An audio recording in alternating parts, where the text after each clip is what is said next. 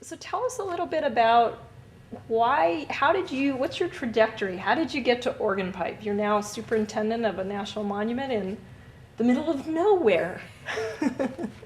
That is, a long and odd story in a sense, but let me just back up a little bit, and I'd just say that, I started with the Park Service in 1976. I started at Carlsbad Caverns National Park. And really the only reason that I started with the National Park Service was because I had failed the physical examination at one of the potash mines there in Carlsbad after I got out of the military. So it was one of those things where I had applied at the caverns for a seasonal labor position, and things seemed to work out. Oddly enough, just to end that quick little story there, the first time that I reported to work at Carlsbad Caverns was the first time I had ever visited a National Park Service unit. So it wasn't part of, our family life activities or anything in the past. And, in retrospect, to think that,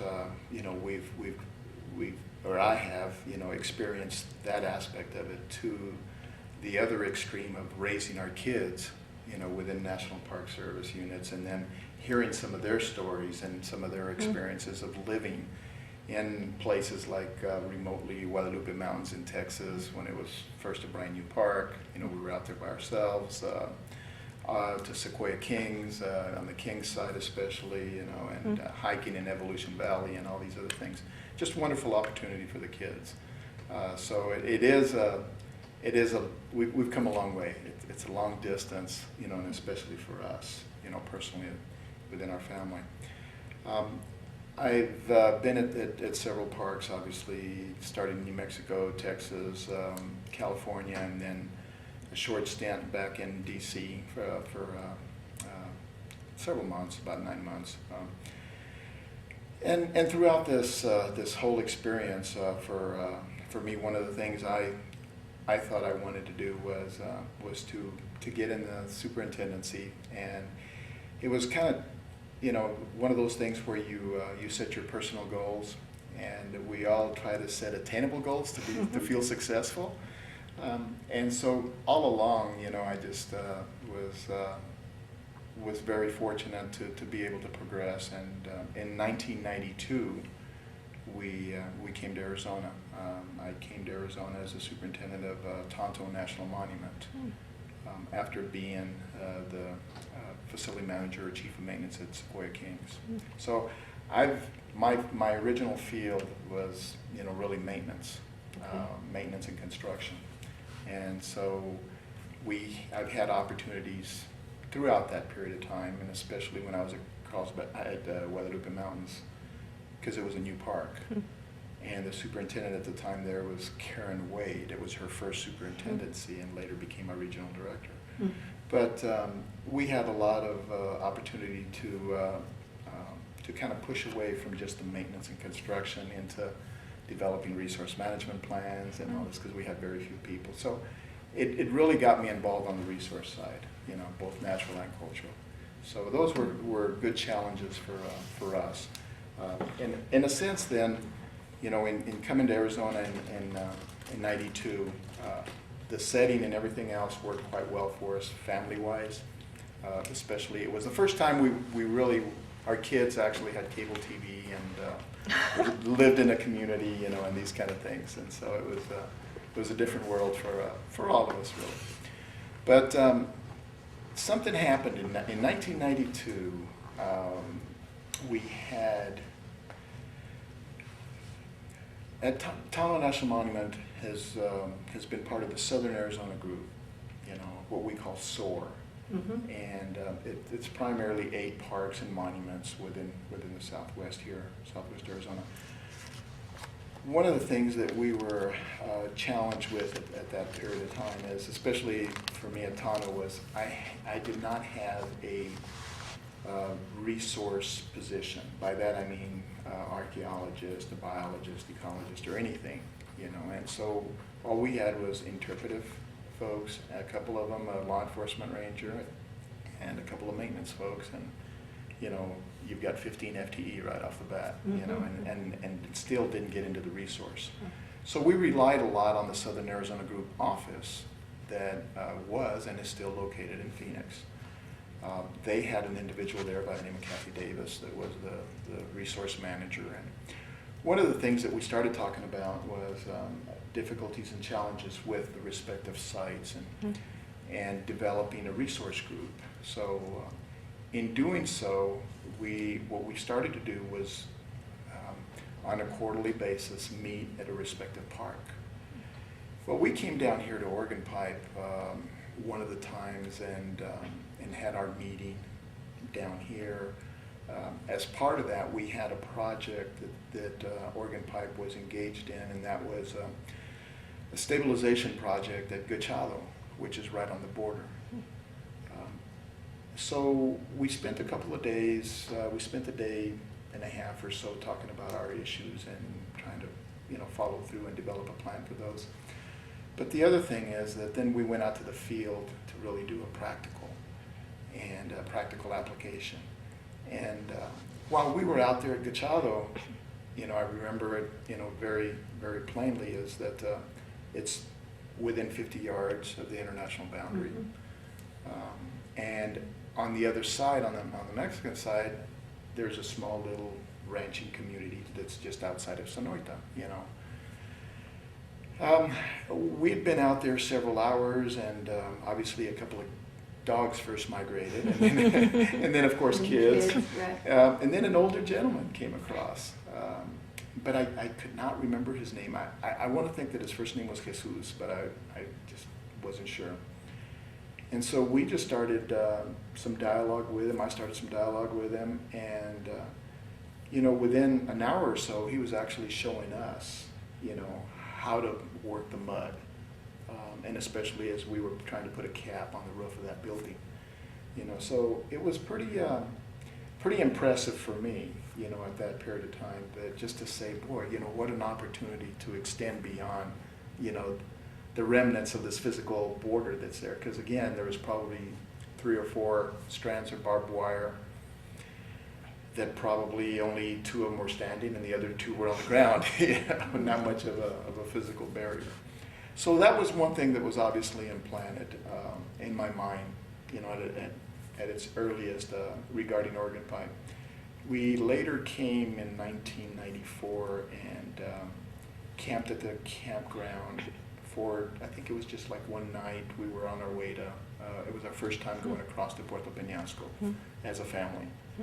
And which was a mistake, because then my boy and my daughter then knew what was there, and so that personally, again, that produced some challenges later on in life. Again, the experience was wonderful, you know, in that sense. Definitely a different Oregon Pipe. Even both visits were different, and but they're definitely a lot different than what we see today, you know, at this time and point. So I was at Tano Monument for 12, 13 years or something like that. I went from there to Petrified Forest, was there for about 3.5 years. And before, you know, this job came open, and you know, every place that I moved, I thought that was going to be my last place. You know, I mean, and it was at Tano for the longest time until I was encouraged that, well, maybe you got to do something different. Okay, so, and at Petrified Forest, we had a lot going on, and I figured, you know, the same thing. You know, I'd stay there. After all, I wasn't getting any younger, so. So in doing so, this opportunity came up, and in talking to the regional director at that time, you know, because I had involved myself in some of the challenges that Oregon Pipe had prior to officially coming over here. The regional director had pulled some of us together at Glen Canyon to talk about, you know, some of these issues that the park was going through at that time. And you know, obviously it's it's a married history, and it's one that sometimes most of us would rather have taken a different road than where organ pipe has been. Even today, we're still probably in a healing process, you know, in that sense. And what I'm referring to is obviously the fatality of one of our park rangers, you know, in 2002. So that really changed, you know, the day for organ pipe and everyone else. Some of the challenges that I saw at that time is that, well, I'll be candid in the sense that I was very upset because we, within the Park Service, have a very structured process for requesting base increases, you know, permanent funding. Mm-hmm. And at Petrified Forest, with the land expansion and everything else, we were at the top of the regional list Right. to get funding. But yet, for the previous 2 years, we had been bumped because of border initiatives. Right. You know, and obviously Organ Pipe and the other 4 parks along the border were benefiting from it. And yes, you have to be team players, but that doesn't mean you're going to like it in a sense.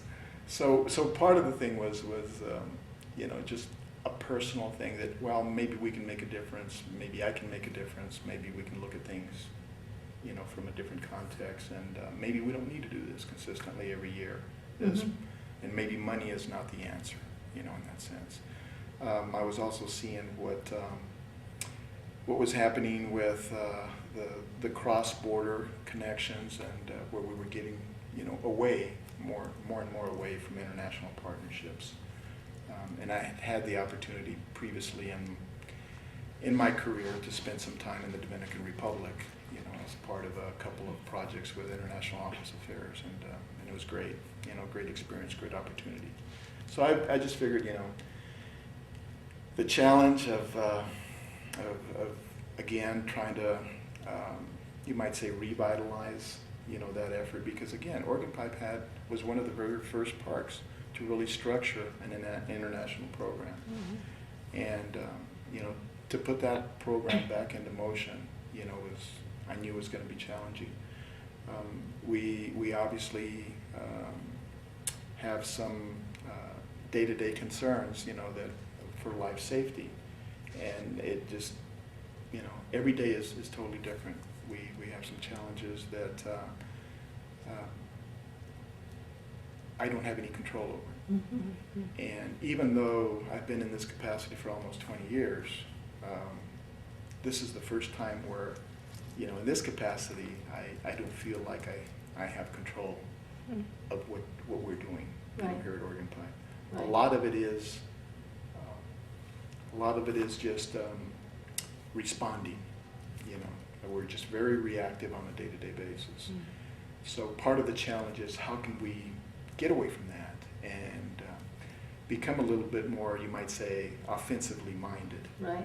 you know, and develop a plan where this is what we're going to try to structure and go from there. So I thought I could bring some of those things, you know, to Organ Pipe. You know, I'm very interested in what you're saying about the sort of social, political, cultural, legal environment impinging on what you'd like to do. The Park Service has always had a long-term mission of kind of getting along with its neighbors, you know. Way back in the 80s when I was involved with this stuff, there was a lot of how you treat vendors and how do you include them into parks and how do you get people in the area to sort of appreciate them. Absolutely. But it seems to me that your environment's especially complex because you have bunches of other federal agencies down here We do. who share some of your concern with species as they go across. And then we have the Park Service with its long-term dedication to preservation and enjoyment. You know, people are supposed to enjoy this place, as well as now this real concern with security. And maybe if you help us talk about how you kind of balance all of these demands that you have on you and what kind of networks you create to try to, you've got a bunch of people you have to deal with here. Absolutely. All right, so, You know, and maybe since we're doing it in this process, I can just maybe try to paint the picture of the monument a little bit. That'd be great. One of the first things is, I mean, obviously we have approximately 33 miles of an international boundary that we share with Mexico. A small portion of that with our sister park to the south of Pinacate. We have Highway 85 that it's a state highway that bisects the monument north to south, a distance of about 24, 25 miles. So when you look at the park as a whole, it's what, 330 acres, about 517 square miles. It's a large mass, but there's a lot of infrastructure that pre-existed really the Park Service. And when we look at some of the history, even from the 1600s with Father Kino coming through, this has already been a corridor, you know, for lots of years, you know. So part of the challenge is that we have is it's a known corridor. There's a physical infrastructure that's in place, especially on the south side, that would support a lot of activity, and especially a lot of illegal activity. By that I mean, we've got the small community of Sonoita. I think the population ranges from about 13 to 15,000 people is what I'm made to understand. Even though it's somewhat consolidated, you know, within one smaller 3-mile area, it's still right on the border. Part of the other infrastructure that's on the other side of the fence is we have Highway 2. Yes, I know Highway 2. To the west of Sonoita. It's one of the busiest roads within the state of Sonora, back and forth to San Luis. And that parallels our entire boundary all the way through to the west, and probably never deviates more than 100 yards, you know, off of our boundary. It's a great, you might say, staging area, or it's just a quick access into the monument anywhere you want to go, much quicker than what it would take us to get to a respective point. On the east side, we have the same thing. We have a dirt road that's maintained that provides access to the little farms over to the east, and that really takes you all the way to the, you know, to the hills. So with that physical infrastructure on the south side and then the road north to south, we are obviously challenged with illegal trespass. You know, whether it's people, whether it's it involves drugs, marijuana, the infrastructure is there. We talked about other agencies that exist around us.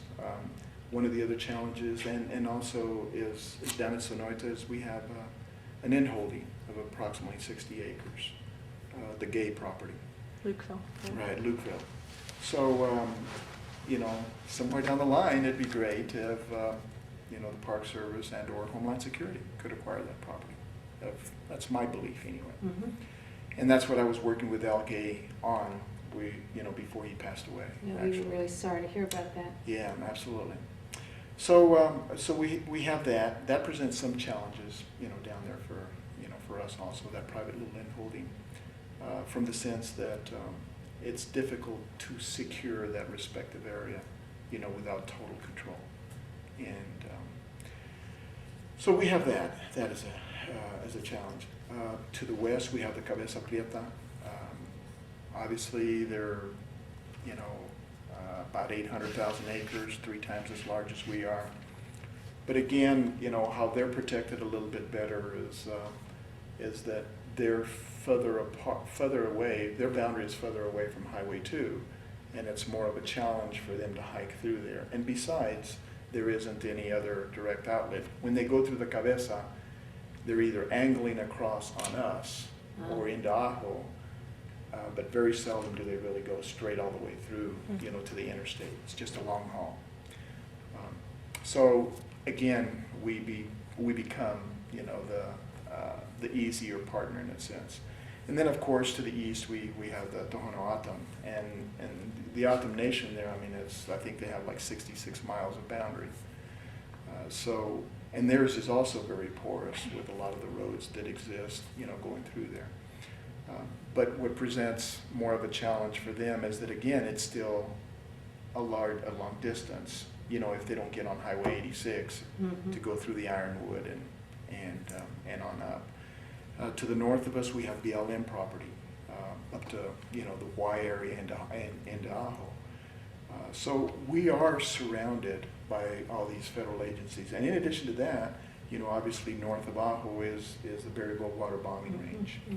So when we talk about partners and networking, I mean, we have a lot of federal entities, federal agencies, and then we bring in, you know, Border Patrol also into some of these discussions. We bring the county, Pima County, you know, into this equation also. And of course, you know, still trying to work with, even though we're challenged with some entities within Mexico, especially the enforcement side. That's challenging. And then of course the Pinacate, you know. So when we have, you know, these meetings consistently, I mean, a lot of our time, a lot of my time right now is really dedicated to continuously staying in touch, you know, with each one of these individuals. We have several groups in place that allow us to bring some of the broader issues into the meeting and discuss it. We have what's called a Borderlands Management Task Force that includes all these agencies, and we meet quarterly. Is that border-wide or just this region? That's this region, right? Each area has kind of like a hub. And so for us, it's the Tucson sector. Yeah, okay. Tucson sector west, I think is what they call us. But I also participate in the one in Yuma. Welton. With Welton.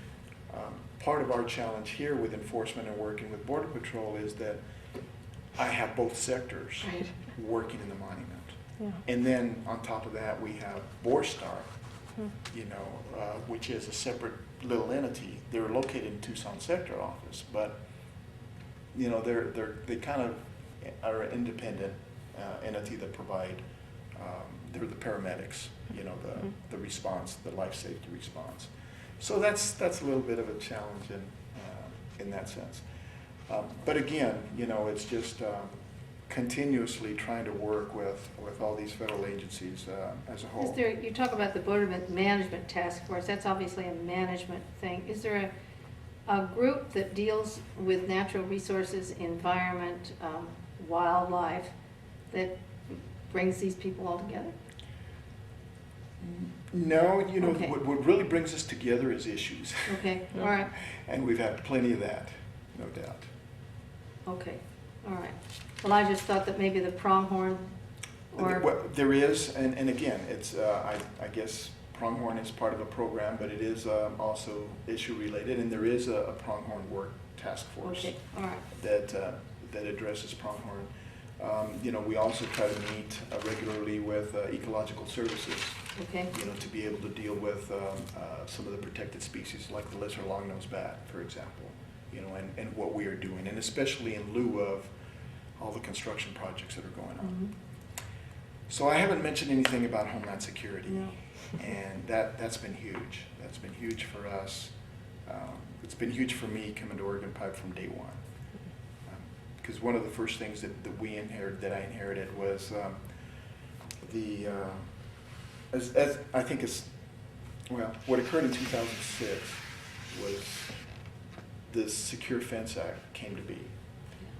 And that was where Congress had ordered Homeland Security to construct about 700 miles of fence across the 5 states, you know, the international boundary.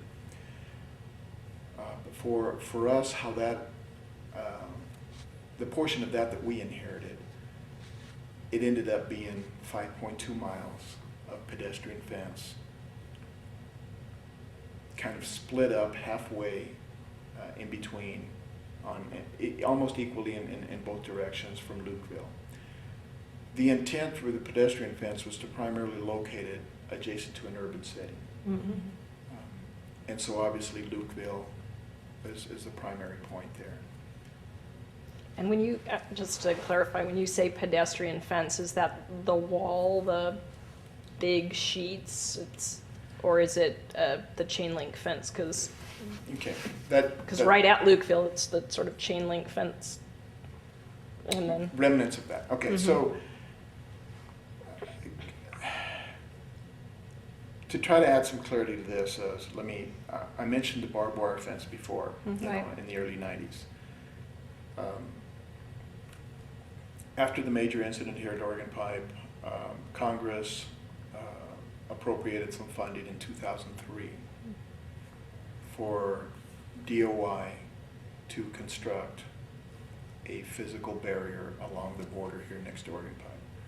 So this, I just said that the Secure Fence Act was in '06, so this is pre-DHS, Yes. pre-anything. Yeah. So this was actually the first real large fence effort that took place. They constructed a vehicle barrier.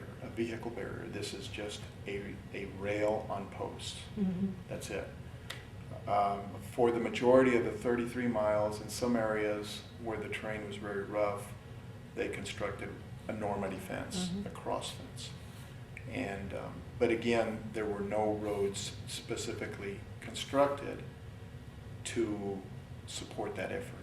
Everything was done off of the Roosevelt Reservation, the 60 feet that's there. Yeah. But also with the existing roads, there wasn't any widening that took place. From my standpoint, here's my political paid announcement, advertisement. I personally believe that that's probably the best $13 million the Department of Interior could have ever invested, from my standpoint. Not only did it slow down and almost stop vehicle traffic coming north, but the same thing south. And in my capacity here, one of my major challenges, as I think I mentioned earlier, is safety.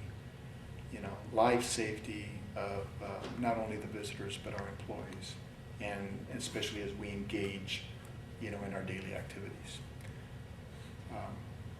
One of the most dangerous processes for us is to respond to a vehicle chase, because the vehicle becomes a weapon. You know, you never know, you never see physically your enemy in that sense. They're protected, you may not be. Some of the challenges that we had for a long time for Oregon Pipe was they would notice, they being Park Service or Border Patrol would notice a loaded vehicle going down the highway. They'd proceed to try to stop them. The vehicle would turn around and it'd be a high-speed chase going south. Prior to the fence, they could cross anywhere they wanted to, and they were gone. Okay. With the fence in place now, they know that it's more challenging, you know, to be able to get across. Does it still happen? Yes, it still happens. Now they just crash into the fence, or maybe not so good, try to run through the checkpoint, through the aduana on the Mexican side, and hope there's no traffic. But at least that element of it has been minimized, and for me, the risk of our employees is less, because that's not occurring on a daily basis, you know, the way it was at one time and point. So the construction of the fence was in place. It was started in 2004. It was completed in 2006. With the Secure Fence Act? No. This is That's the vehicle. all before The this. barrier. Right, this is the vehicle barrier that was funded by Right. DOI. Okay, got it. Under the Secure Fence Act in '06, they received funding, obviously shortly thereafter. They proceeded to start work on developing this pedestrian fence, which was, the challenge for me at that time and point is it was right when I first got here, and trying to understand and learn what was going on. Trying to build relationships with everyone, with Border Patrol and all these other agencies that we've talked about. But yet, on one certain day, we find out that there's some survey work that's being done on the border. But they're under contract, and they're actually under a gag order not to provide any information. So that was one of our challenges, first of all, and that's how we found out that there was going to be a pedestrian fence constructed. There was no compliance, no consultation. No EIS. Oh, no, not even an EA, nothing, you know, in that sense. So as we started inquiring, they started involving me in a lot more of the dialogue and the discussion. Obviously, the design it was a design build that was approved by Homeland Security and by Border Patrol. Yes, we did inherit, and it was one of the very first pedestrian fences that was ever built, you know, also. We, for some reason, inherit these pilot projects consistently. But it is, the panels are, it's a double mesh panel. They're 15-foot tall. They're supported in place by these huge steel channels. They dug a 6-foot trench that is full of concrete, and these columns are embedded in this for the entire 5.2 miles. Well, initially the project was going to be less than 5.2 miles. To the east side of Loopville, they were only going to go 2 miles to the east, which was going to put them right at Gachalo that I mentioned earlier in my story.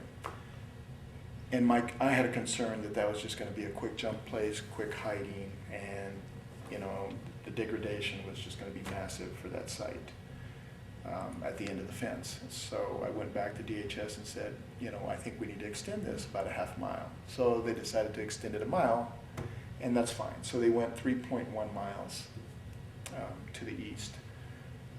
The agreement also was then that we would come to the bottom of what we call Monument Hill with the pedestrian fence, because again, that's the urban setting. So we're going through this process with this design build concept and everything else, and obviously we're doing a lot of agreeing to disagree, you know, between agencies, and you know, when is the compliance really going to start and everything else. And even after a couple of meetings with Chief Aguilar and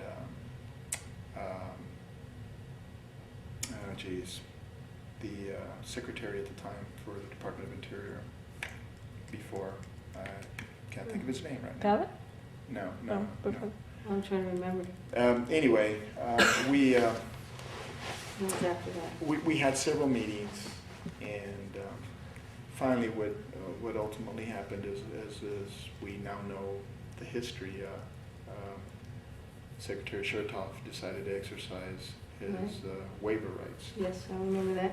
So this was included as one of the first waivered projects or waivered areas. So what that did is that excluded this project from all environmental law that existed, and so they were able to go ahead and proceed. Well, in the process of proceeding, all of a sudden the project grew to the west, and they decided to conquer the hill, and they had to go over Monument Hill with this pedestrian fence.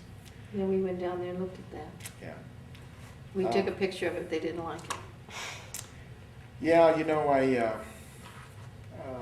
that was my first major setback, and not the last. Yeah. But I mean, what I saw in that pedestrian fence is you not just buy a fence, you buy the road now that has to squirrel up that mountain to, you know, there's a whole bunch of other things that it's not like they just helicopter in these fences. And all that left over, the construction stuff. Yes, you're exactly right, and it's a major challenge, and I think, you know, part of this whole thing is that Homeland Security as a whole is really a newborn child. You know, they're in their infancy. You know, prior to Well, there were a bunch of different things glued together there. Right, but I mean, even at that, when they were glued together, none of them were really responsible for any infrastructure, Right. you might say, as a whole. Yeah. You know, they had their GSA lease buildings, their GSA vehicles, and we'll go and do wonders all over the world. Yeah. And that's their job. And now all of a sudden, you know, they're getting this infrastructure, Right.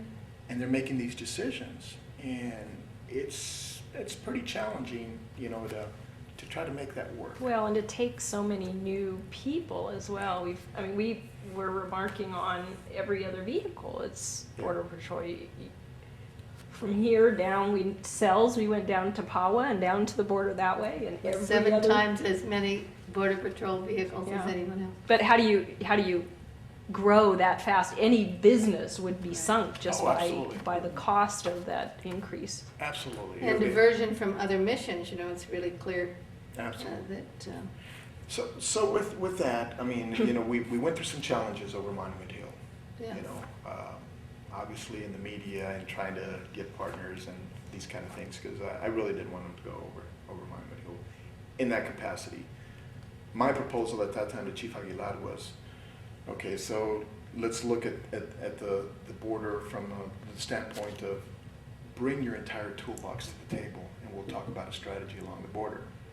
I don't want to piecemeal projects all up and down, you know, without one supporting the other, you know, Right. in that sense. Right. And so that didn't quite work out. What I was hoping is that I'd heard that we were going to do this virtual fence, and I just figured a camera and a tower would be able to scope Monument Hill, and that way we wouldn't have to physically go over it. And besides, it almost was deviating from the mandate of where pedestrian fence were really supposed to be placed. Right, which was in Yeah, because urban areas. there's not many houses over that hill, you know, so. Well, and they've got that, as I understand now, in Goldwater. At least that's what we were told. So there's nobody living out there. is No, there? absolutely, but see, But that's military. So. Yeah, that's military, and that was built actually internally.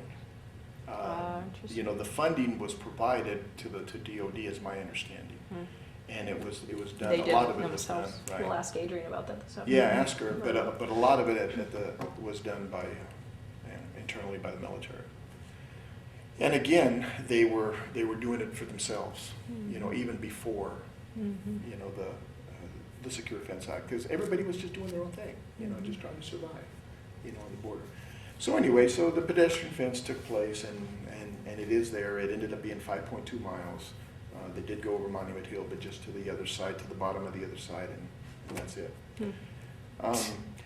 Right now, the pedestrian fence gets breached daily, which was a surprise to me. I mean, and they were challenged in different ways. Initially, they were looking, you know, they were testing the fence, you know, whether it's the horizontal slats, whether it's trying to lift it, whether it's just cutting squares in the panel, you know, just different ways of checking to see what's easiest and more economical for them too, because I'm sure they're paying people to do that. But the fence does get breached daily. The vehicle barrier, we also get breached. But I would probably venture to say that the vehicle barrier is still probably about 90% effective, you know, and it doesn't get breached as much as it used to. The reality is that I think when the pedestrian fence went in, we started to get less breaches on the vehicle barrier. Crazy. That's crazy. But you know, that's kind of how it worked for us. And we've chased the vehicle barrier, you know, challenges also up and down the border by coming in some areas, doubling it up, or you know, just putting it on the other side, because they're very innovative in how they come up with things. These vehicle carriers that they back up to the fence and drop down. I've heard that. Yeah, they're gone, you know, in no time at all. So that's one of the challenges. The second, you know, obviously when I talk about Homeland Security too here, and you mentioned the number of vehicles, I am told that in approximately 2005, there was less than 50 agents in total. 2005? 2005. Yeah, because when I was working down here 15, 20 years ago, occasionally you'd see them. Yeah. They're just not apparent. Right. Today there's over 375. Yeah. This is just Ahu. Yeah. Welton and Yuma have grown Yeah, the same we've way. heard. So I believe their numbers is like 24,000 Yeah, now agents. which they you're have. assuming. Right. And they're all commuting. Yes, right. And so obviously there's a lot more bodies. Okay. The other project that we inherited was the SBI Net virtual fence project. Mhm. Yeah. And that was another challenging experience for all of us. And it still is, even today. But DHS came in with a proposal right off the bat. We've got these 33 towers we want to place within the monument. And, this way we will stop all traffic coming through. Mm. So once we started to really look and see how they would work with each other, if there was any redundancy, and especially when I asked for the propagation for each one of the towers, we saw a lot of overlap. So that in itself allowed us some flexibility to come back and say, well, do we really need 33? The other thing that we did was we said, I just made the conscious decision that taller would be a better opportunity for us, a better option for us than numbers. So if they were gonna make a tower taller, instead of 80 feet, if they make it 100 feet, can we eliminate some towers? Can we make it 120 feet? And that's about the capacity, and eliminate more.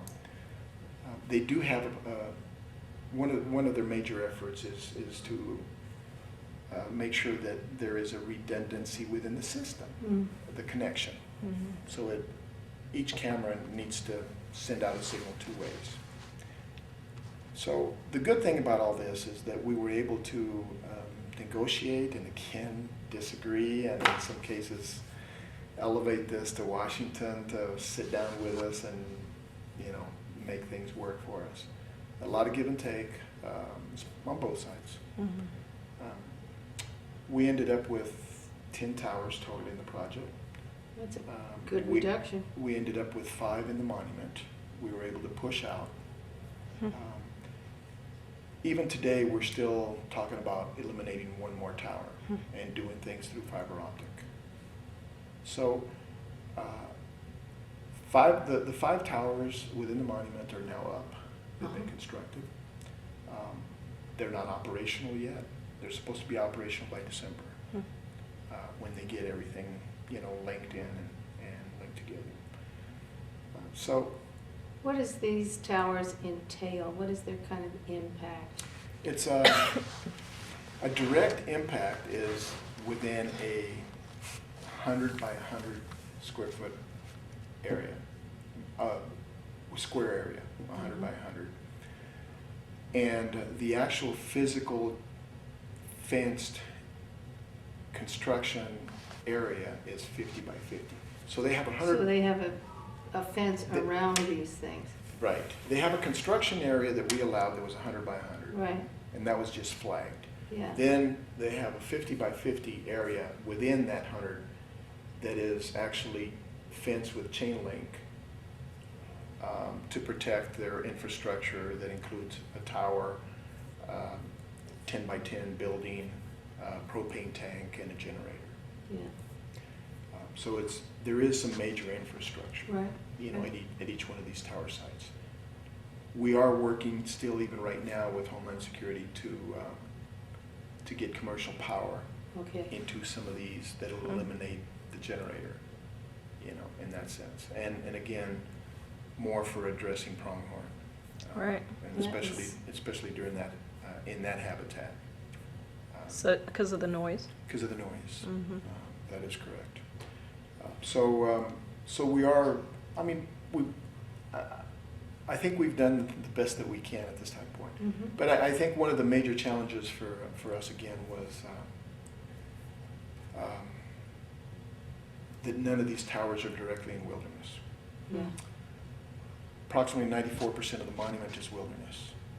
And so that was pretty challenging. But it's the wilderness that we have is kind of unique. It's not like, you know, Sequoia Kings or Yosemite where you have massive land, consistent areas. We have what I call islands of wilderness Right.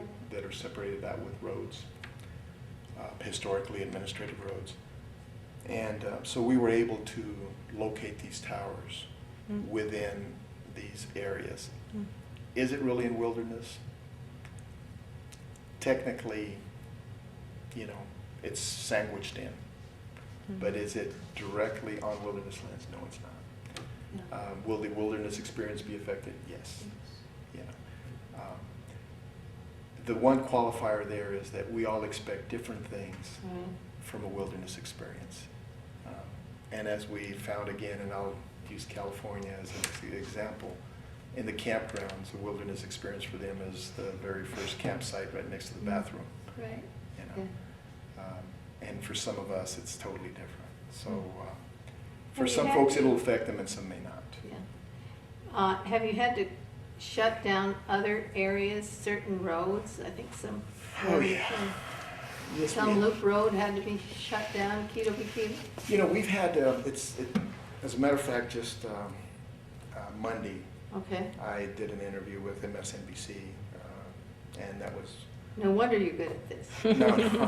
no, that was one of the questions that we had with, that Contessa Brewer had, is, you know, now we have all these federal lands that you can't support, you can't control, and you're closing all these areas, and, you know, why?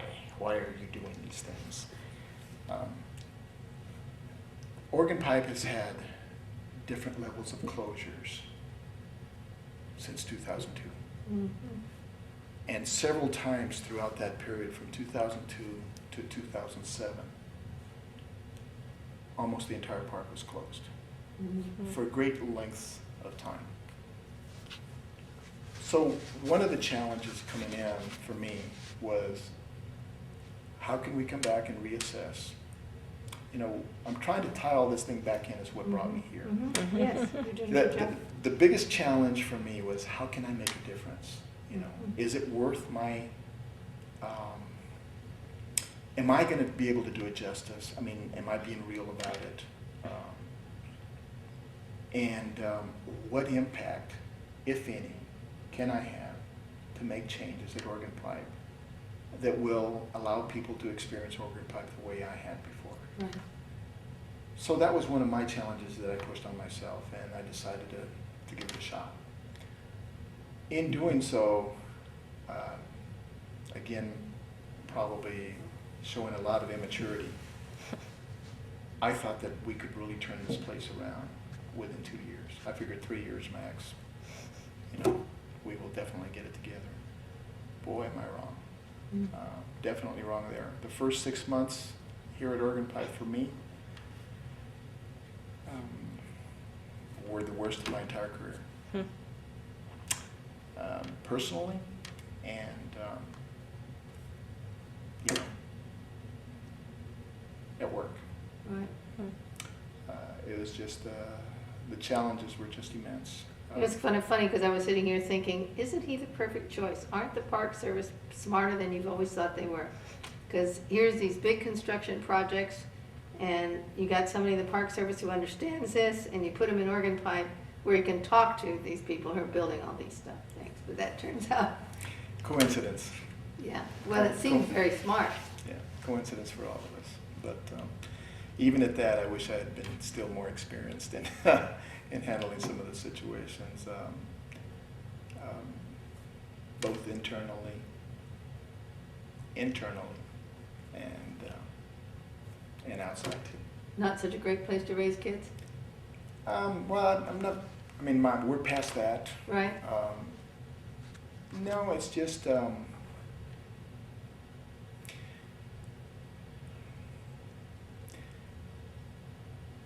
let me just share this comment, Okay. and whether right or wrong or whatever, but the bottom line is, folks look at us individually, and we all right away develop some idea of an individual. of what they can do, can't do. And a lot of it is because of the physical features. Bottom line is, I look like the enemy. Hmm. Not to me. Therefore, I could be the enemy. Right, right. You So- speak Spanish very well, which is a great asset, right? I do. But with that said, it's still challenging. Yeah. I mean, that was a huge challenge. That is a huge challenge. It Right. continues. That's amazing. Well, not so amazing, especially with what we're seeing in today's, Right, no, today's yeah. life. Yeah. And the reality is that a lot of folks will never really understand. Joe Joaquin probably will. Mm. In that sense, what I'm talking about. But what was it? Martin Luther, I think, said, you need to walk, a mile in my shoes. Yeah, You need to walk about 10 feet in mine. and then you know. And you go through the check station once with me, as me, and you would know. Right. Drive back and forth to work, and get followed by Border Patrol. Right. I mean, it's just a different place. Mhm. And some of these challenges on the outside I should be above that. But it's just challenging because my family sees it, especially when they come visit. And it's just, it's frustrating. And I wish America was past that, Yeah. in that sense. But obviously, we're going in a different direction. And I can imagine with your personal experience that's also then reflected in Mexico. I mean, when I was here, Isabel Granillo was up here, and Carlos Castillo was up here, and there was all this mentorship going on. Charles and Amy were inculcating the new Pinacate staff, and as we reinforce, we're letting a whole bunch of other opportunities out. Can you speak to any of that? You said you were relationship building, and Yes. I've been fortunate in the sense that I feel like I have a very, very professional but yet personal relationship, especially with a couple of folks at the Pinacate. And Pepe just left, but with Federico, director right now. So we're able to communicate very easily, back and forth. In the past 3 years, we have been able to develop a couple of projects where we can work closely. As an example, one of them was a 3-year project where we shared an employee, and it was an employee from the Pinacate. Yes, we went through 3 different individuals. Yeah. Each one did about a year, and that's all they could stand of me, and moved on. But the reality is that was very productive for us from my standpoint. The individual would come and actually just work out of our visitor center here for 1 week out of the month. And part of the projects that we were working on is, for example, names, places of things that we tend to use, that we tend to butcher, and that maybe folks from the Atom Nation could help with, and maybe from Mexico, could marry these things up. We're going through a rebuilding phase where we've got a couple of things, we've got a bunch of exciting projects, and one huge one is just totally redoing the exhibits. Yeah. We have no exhibits, and obviously the exhibits were removed for a purpose, to meet NAGPRA guidelines way back when. But the reality is that we've been lacking tremendously. So one of our great achievements recently is that we awarded a contract to a company in working with all kinds of folks to be able to establish a theme, that incorporates things differently than what we have incorporated here before. Organ Pipe has primarily been a natural park, especially with the biosphere designation. Wilderness biosphere, I mean, that's not a bad thing. That's a tremendous thing. But the reality is that we have a lot of cultural resources that have been forgotten. And so how do we go back and at least stabilize those efforts? Bates Well. I've got a forward operating base for Border Patrol there. We're working at relocating that. And the agreement that I have now is that by December, it'll be at our border next to the Cabeza Prieta. And so we'll be able to take back, the Bates Well area. And we did an emergency stabilization in last year. So we have that. We have a lot of interpretive themes that we have never used. Mining, for example, farming, and the Armenta area, especially. So there's just a lot of these common, I talked about the travel initially, the corridor. Just a lot of stories we can tell, and we really haven't incorporated the Autumn Nation, or for that matter, Mexico, into our story. So hopefully with the storyboard that we're working through right now, and Adrian Rankin's been instrumental in helping us with that, we're going to be able to capture some of these stories and really tell a more comprehensive story of Organ Pipe, and the resources. I'll just share that a major challenge for all of us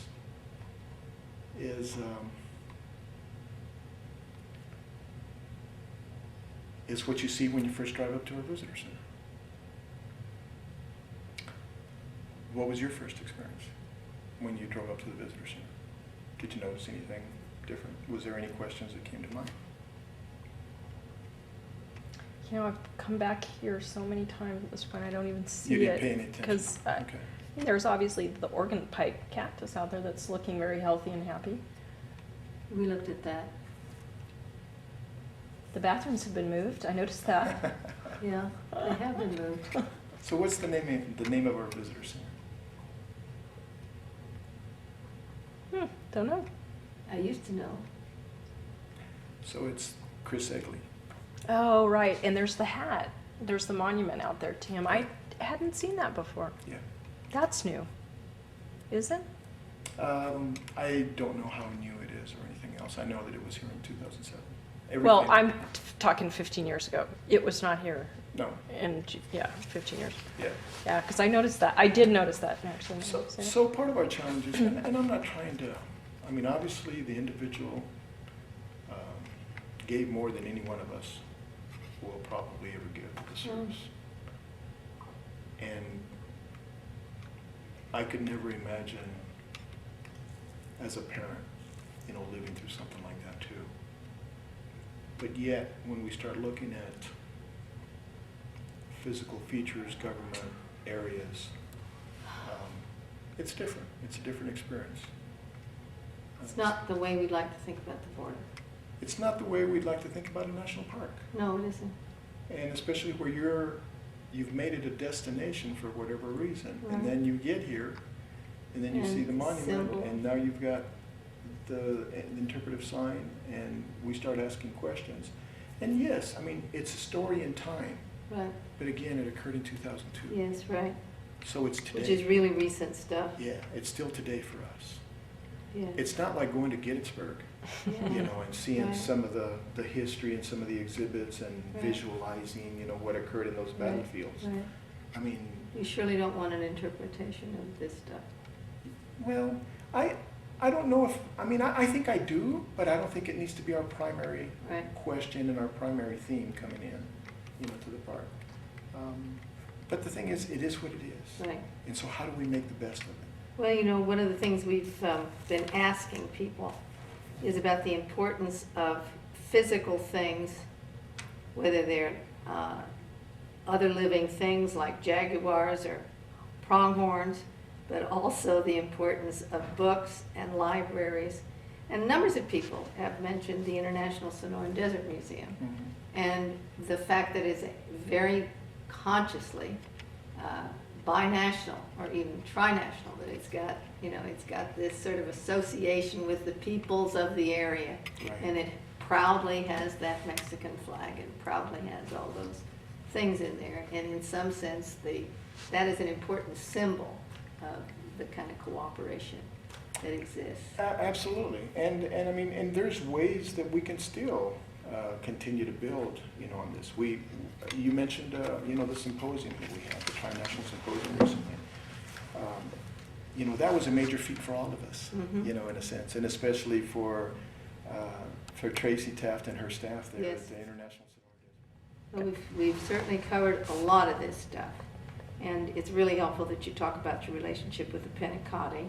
Maybe something about your relationship with Tracy Taft and other non-governmental organizations. That'd be good. Okay. Are we on? Yeah. Yeah. Whether we like it or not. Well, again, all right, so one example of a win-win for all of us was obviously this Tri-National Symposium. And it's something that I just thought that we, within the Park Service, we do not do well, and that's celebrate our accomplishments Mhm. and our achievements. And, with the history that Oregon Pike, there's so much research work that's been done in this area since, prior to the 40s even. Real good work, even in the 40s, Mhm. that, we never really tell these stories. We never really share, a lot of these findings, and never take the time to do that. So this was an opportunity for us to make time, to be able to share that story. And everybody participated. Folks from Mexico participated. And, obviously from the Pinacate, numerous presentations. The same thing from the Autumn Nation. We had a panel with all the agencies there. We had Barry Goldwater. We had Border Patrol. All the federal agencies, different panels.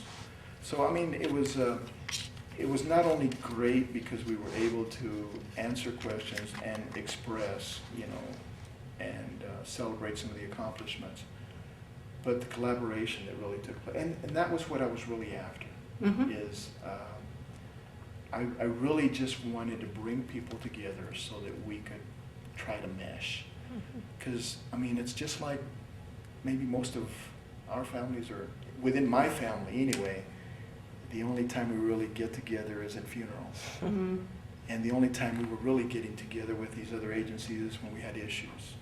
So why not bring everybody together to celebrate and talk about different things? Mhm. And you may be able to work through some of these, challenges that we have, and will continue to have as we go through. So that was great. We're continuously working with ISDA in being able to get things accomplished through the Pinacate. Mhm. Whether it's still weather stations, another project that we were doing was the wayside exhibits, and how we could work together to make sure that we were telling the consistent story. A current project that we're working with right now with Federico is I was able to get a major portion of Highway 85 through Oregon Pike approved as a scenic byway by the state of Arizona. Harold wanted to do that way back when. Yeah. So you accomplished it. Good for you. So we were able to get that done. But now what I really wanted to accomplish would extend that through the Pinacate and have it be kind of like the first Yeah, that'd be Yeah. great. international area that brings this byway process in. So I've been working with Federico on that aspect of it. We have a lot of opportunities really, to continue to build on, whether it's even simple things like taking tours from visitors that are here in our campground Mhm. and being able to take them to the Pinacate. Mhm. And not worry about driving or anything like that, and either make it a day tour overnight, whatever, just different options. Those are opportunities that maybe now become more realistic, for us. When you said that you thought you would be able to begin to make this process of improvement, you said you thought maybe 3 years max, something like that? Oh, yeah. All right, so, So now what is your time frame? yeah, and sort of, what is your level of optimism or pessimism? We've asked everybody this, so it's not, how do you feel? Do you think that this problem on the border is with, we don't need to go into the details of it because we all know it. Has that so slowed things that the best we can do is hunker down till perhaps this passes? Or is it possible in the nearer term? People say something about the near term and the long term, and people are optimistic about the long term, but varied about the near term. Good question. I'm optimistic Okay. that within the next, give me some slack, 2 to 3 years, Uh-huh. that within the next 2 to 3 years, we will know. We will know whether we are making a difference, Uh-huh. or we will know that we're not. Uh-huh. By that I mean, we've inherited, as I mentioned, physical features, Mhm. infrastructure, the pedestrian fence, the vehicle barrier.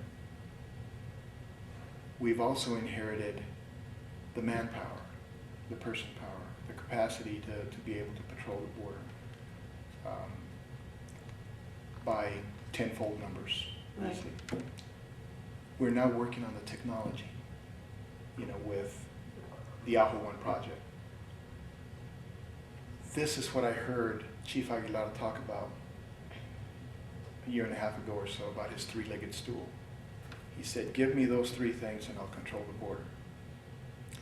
Well, I think there's a lot of other little things that we need in between to be able Yeah. to control the border.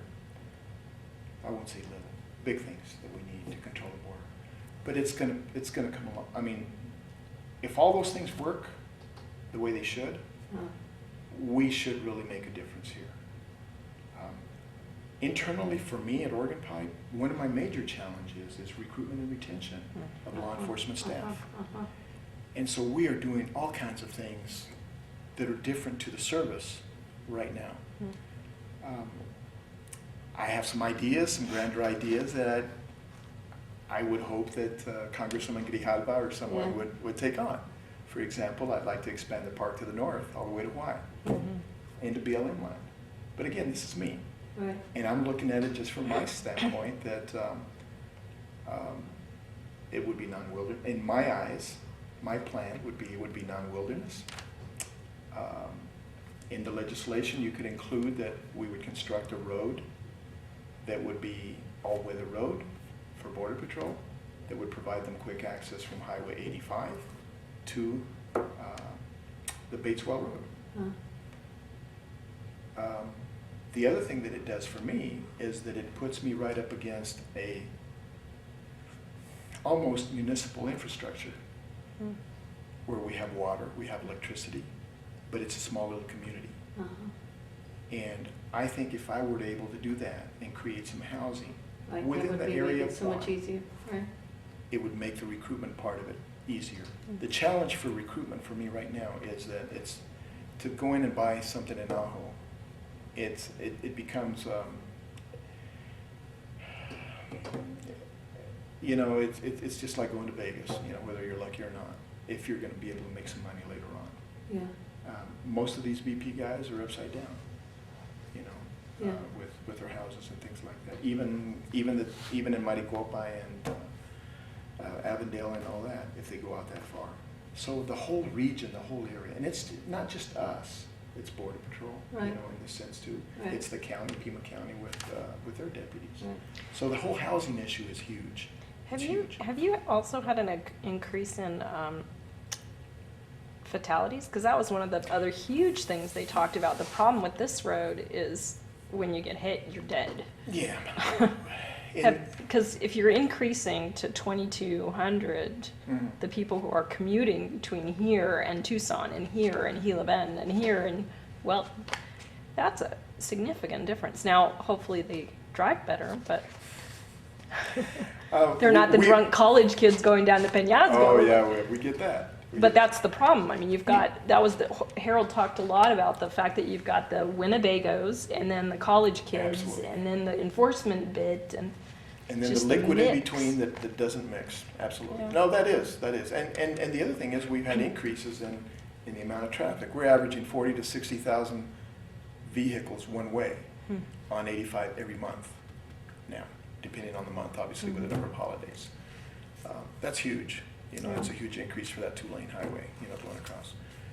Some challenges for us is that there's some improvements that are going to be made at the check station in Lukeville. There are already some improvements that have been made at the aduana in Mexico, but there's another lane that's going to be added on both directions. Interesting. Some challenges could be for us that if they decide to open the Lukeville port of entry, 24 hours. Yeah, that was another huge one. That's huge for us. Huge, And, yeah. and All that obviously night. we wouldn't be supportive in a sense of, Right, of right. that, but not only from the legal aspect and for all the reasons you stated, but also the wildlife. Yeah, absolutely. But getting back to some of the commute, there is you know, a lot more vehicles as we say on the road. Luckily, we have not had any fatalities since the one that occurred here across the street at our entrance, which was 2005. We've had a lot of we have quite a few accidents. Well, I take that back. We did have a rollover, and the lady died a day or so later. But that's actually not, it's not I bad. had assumed it would be so memorable that you could rattle off statistics. Yeah, it's not bad. That's You know, but since you mentioned fatalities, another issue for us is just illegal fatalities of illegals along Yeah, the desert. yeah. And if you look at our stats all the way through, we went 1, 2, 1, 2, you know, for about a decade, and up until last year. Last year we had 21. It's a lot. Yeah. It's a lot, but part of the reason is that it was the first year that we actually went out into the resource, because we had a major project where we had to inventory all of our abandoned landmines that we have, and we have over 100 of them. So our folks were actually out in the field for the first time in a decade, you know, consistently throughout the entire line. So we came across more remains than ever before. Oh, I see. You know, So so- it might have been an anomaly, because Yeah. you couldn't tell, I mean, they were obviously deteriorated from whenever. Absolutely. Yeah, I see. And not complete and Yeah, all yeah. that. I mean, they'd Yeah. been there for quite a Yeah, while. yeah. So it wasn't like So, no. recent dead. But I mean, 21. even right now, today, we have 6 Hmm. as of today. Hmm. Talking about going out and looking for other partners, I met with producers at Univision this Monday afternoon, just to see if we can get some PSAs going, Yeah, you know, for, it's an ID. yeah, Right. absolutely. Right. And see in that sense. I've met with the priest at Sonoita, you know, and obviously, you know, within the Catholic religion, we want to be blessed before we make the big trip. And so if he can talk to him and say, you know, you really know what you're getting into and these kind of things, you know, it may not change me, but Yeah. so there's a lot of little nuances of things that we feel we may be able to do. But getting back to being realistic about, you know, when we can do something different here. With the infrastructure in place, you know, that I talked about before, with the technology and the manpower, I think that'll really help us. If I'm able to recruit and fill my 20 law enforcement positions Right. and keep those consistently filled, that'll go a long way to enhancing what we're doing, you know, here too. Part of the challenge is that with any interdiction operation, we can also impact the resource. And especially with the numbers that we've just talked about, you know, the added infrastructure and all these other things that are occurring. So how do we pull all this together? And that's one of my huge, huge challenges right now, is to be able to sit across the table from Homeland Security, Border Patrol, and just say, let me see your operations plan. How are you going to implement your response to all these tower notifications? You know, what is going to be your deterrent strategy along the border? Because for me as a land manager, that's the greatest strategy that there is give me a big offensive line and I can score all kinds of touchdowns. And I feel like that's what, I mean, if we really want to be serious about securing the border, we need to do it on the border, not 18 miles, 24 miles into the United States for the pure reason of getting stats. If we're doing deterrence on the border, we're not providing numbers to Congress. So Congress wants numbers. We need to get past that. We need to get to a point where Congress wants to see zeros. You know, the president wants to see zeros. And that it's okay to not have anything reported, you know, in a month. I would be elated, you know, to be able to see that because we have this presence on the border and the system, the security system, that's working. Yeah. You know, it may be deviating at the Casa Prieta or the TO. Or whatever. You know, yeah, I look out for my brothers, but not not after I take care of my house first. Yeah. So, for me, that is if we can engage in that dialogue and come out with any form of agreement, you know, that makes deterrent a major strategy within Border Patrol, especially for us here. That would open up all kinds of opportunities and allow me to open up the 62 miles of dirt road, of unpaved primitive roads that used to be open to the public, 12 and a half miles of trail, backcountry trail that are also have been closed to the park. But that's, you know, without that, I will probably continue to manage the park in the same way, and that is in developing zones.